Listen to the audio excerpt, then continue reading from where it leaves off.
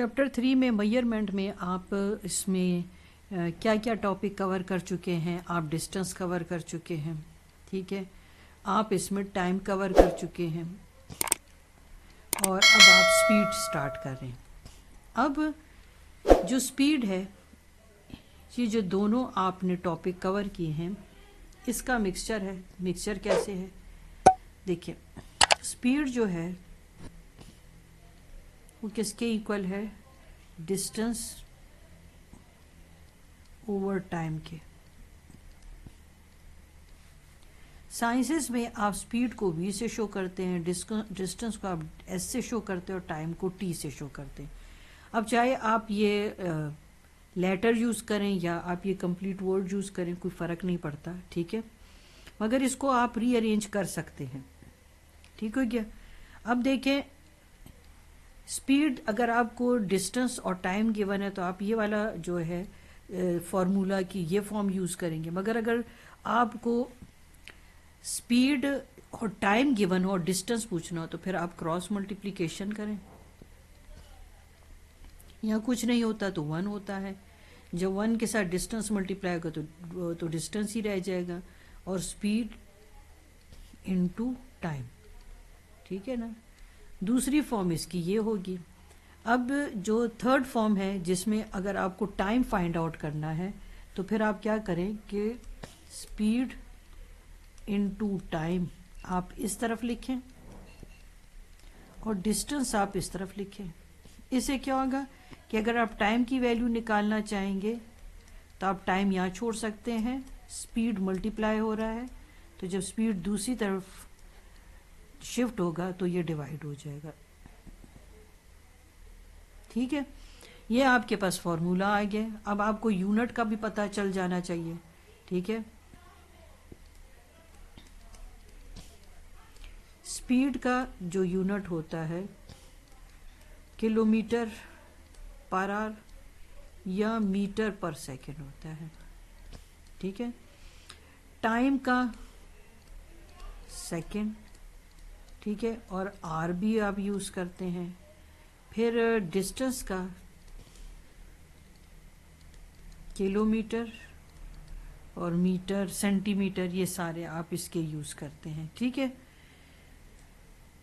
चलिए अब हम इसका क्वेश्चन स्टार्ट कर लेते हैं, बल्कि थोड़ा बहुत और भी मैं आपको इंट्रोडक्शन इसकी दे दूं। जैसे कि स्पीड है आपके पास, डिस्टेंस ओवर टाइम। अब डिस्टेंस किस में है? किलोमीटर में।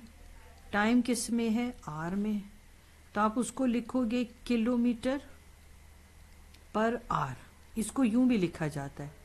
और अब देखें, यहाँ पर आर के ऊपर प्लस साइन है ना, प्लस और 1 है। तो जब आप आर को डिनोमिनेटर से न्यूमरेटर में शिफ्ट करेंगे तो आप उसको यूं लिखेंगे। ये भी यूं ही रीड किया जाता है, किलोमीटर पर आर, किलोमीटर पर आर, किलोमीटर पर आर। इसी तरह एक और यूनिट भी इसको रीड करते हैं, डिस्टेंस मीटर में होता है तो टाइम सेकंड में होता है। हम इसको यूं भी लिख सकते हैं, मीटर पर सेकंड, या हम इसको मीटर पर सेकंड ऐसे भी लिख सकते हैं, ठीक है। ये बात हो गई अब आपकी, मतलब आपने यूनिट इसको निकालना देख लिया। अब अगर आपके पास फॉर्मूला ऐसे हो, डिस्टेंस स्पीड इनटू टाइम।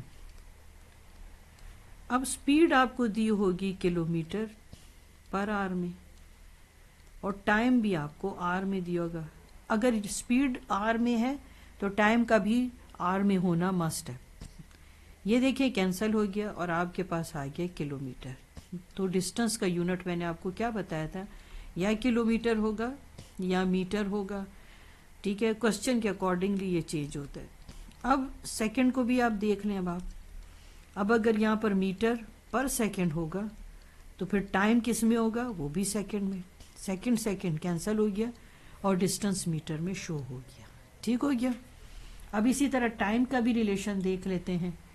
अब मैंने अब आपको कहा कि जब आप टाइम को कैलकुलेट करेंगे तो टाइम का कभी आर में होगा और कभी सेकंड में, तो वो कैसे? अब वो भी आप देख लें। इस क्लास में आपके पास जो है ना नेक्स्ट क्लासेस के लिए आपकी बेस इस क्लासेस में अच्छी होनी चाहिए, फिर आपके लिए आगे कॉन्सेप्ट जो है ना समझना इजी हो जाता है। अब अगर डिस्टेंस किलोमीटर में है तो स्पीड होगी किलोमीटर पर आवर में, ठीक है। तभी मैंने आपको ये पावर वाली फॉर्म जो थी शो की करवाई, ठीक है।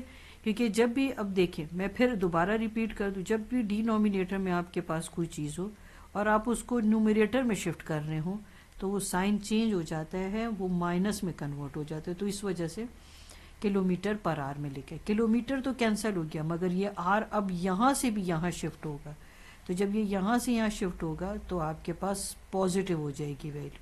तो टाइम आपने किस में शो किया, आर में। इसी तरह अगर मीटर है, डिस्टेंस मीटर में होगा तो स्पीड मीटर पर सेकेंड में होगी, तो मीटर मीटर कैंसिल हो जाएगा और ये पर सेकेंड जो है आपके पास जो है, ये जब डिनोमिनेटर से न्यूमरेटर में जाएगा तो प्लस हो जाएगा। तो +1 लिखे या ना लिखे कोई फ़र्क नहीं पड़ता, ठीक है। एस से भी शो कर देते, बाद दफ़ा सेकेंड्स को SEC से भी शो कर देते हैं। अब आपको होपफुली ये बातें अच्छी समझ आ गई होंगी।